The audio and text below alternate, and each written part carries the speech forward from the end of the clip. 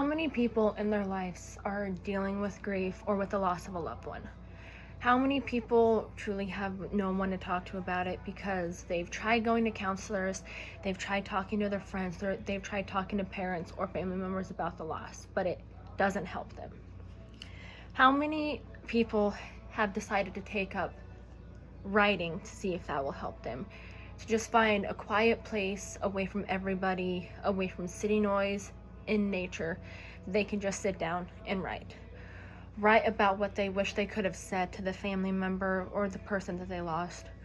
Write about the things that they wish they could have done differently. Write about how they wish they could have told them right before they passed that they loved them, called them that one last time when they knew that they were going to die.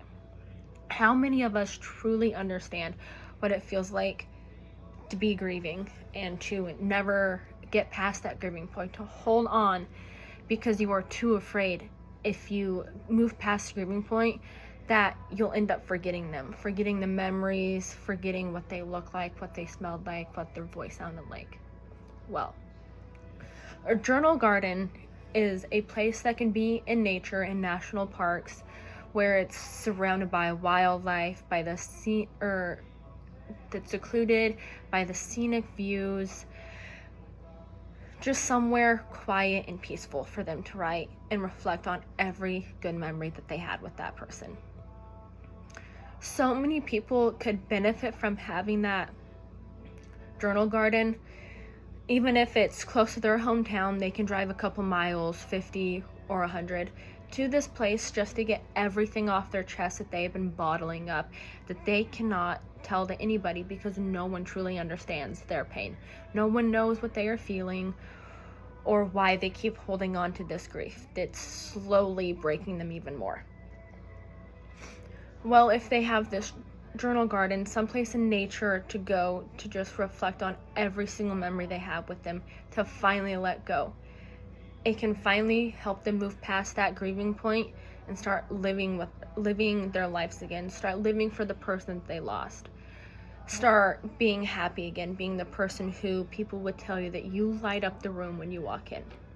A place that thousands, millions of people could go on a daily basis to just sit down, take in the nature, the beauty, everything, and get what is on their mind finally off of it.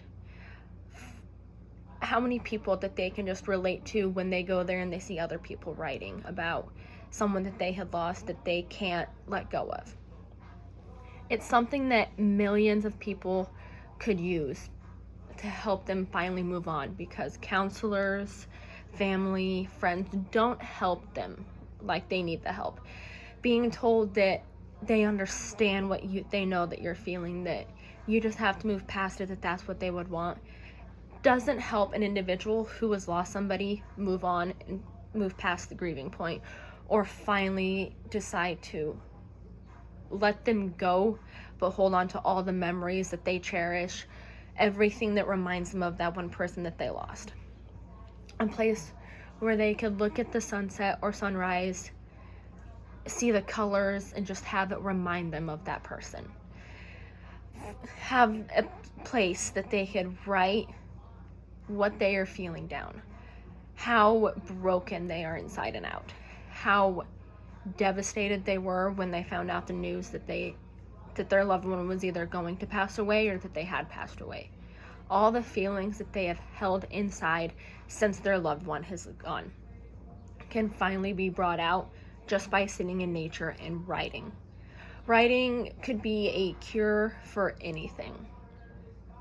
Like the song Eric Clapton wrote for his child that died. He wrote that song because he was grieving. His wife was grieving. Their family was grieving because they lost a child. Someone who was young and innocent died. He decided to write a song to help with the grieving process, to help him get the words out that he couldn't actually tell people. Writing is that way to get those words out without actually telling people. You don't have to share it with anybody. You can even burn it after you're done, or you can put it into the water and watch it disintegrate and move on. Just being able to go somewhere with nobody, no pressure, no worry of being judged, just getting it out will help immensely. And that's why I think a journal garden should be put in place in national parks everywhere.